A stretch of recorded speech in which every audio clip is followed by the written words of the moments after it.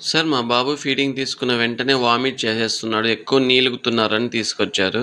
Feeding ఇచ్చిన వెంటనే పడుకోబెట్టకుండా చేతిని ఇలా ప్రాపర్‌గా కప్ షేప్‌లో చేసుకొని కింద నుంచి పైకి ఇలా 5-10 మినిట్స్ బర్పింగ్ చేయాలి. బర్ప్ చేసిన తర్వాత కొంచెం తేపులాగా వస్తది. అప్పుడు నోట్లోంచి మిల్క్ కర్డ్ లాగా వస్తది. అది నార్మల్ అనమాట. ఇన్ కేస్ ప్రొజెక్టైల్ వామిటింగ్ ఫోర్స్‌ఫుల్‌గా ముందరికి వామిటింగ్ చేస్తే అప్పుడు ఖచ్చితంగా పీడియాట్రిషియన్‌ని కన్సల్ట్ అవ్వాలి. అప్పటికి ఏడుస్తున్నాడు, నీలుగుతున్నారు, ముక్కుతున్నారంటే ఇలా జెంటల్‌గా కాళ్ళని తీసుకొని ఇలా చిన్నగా ఎక్సర్సైజ్ చేయొచ్చు. జంపింగ్ ఎక్సర్సైజెస్ కూడా చేయొచ్చనమాట. ఇలా చేపించొచ్చు. అండ్ అప్పటికి నీలుగుతున్నాడు, ముక్కుతున్నాడంటే పొట్ట మీద ఇలా మెల్లగా మసాజ్ చేయాలనమాట. అలా చేస్తే ఆ కోలిక్ పెయిన్ ఏదైతే ఉందో పొట్ట నొప్పి అనేది కొంచెం రిలీఫ్ ఇస్తది. అండ్ కిందకి ఫ్రీగా గ్యాస్ అనేది పాస్ చేస్తారనమాట. సో, అప్పుడది కోలిక్ పెయిన్ అనేది తగ్గుతది. ఇంకోటి చెవి నొప్పికి గూడా ఏడుస్తా ఉంటారు. సో, ఇవన్నీ నార్మల్ అనమాట చిన్న పిల్లల్లో.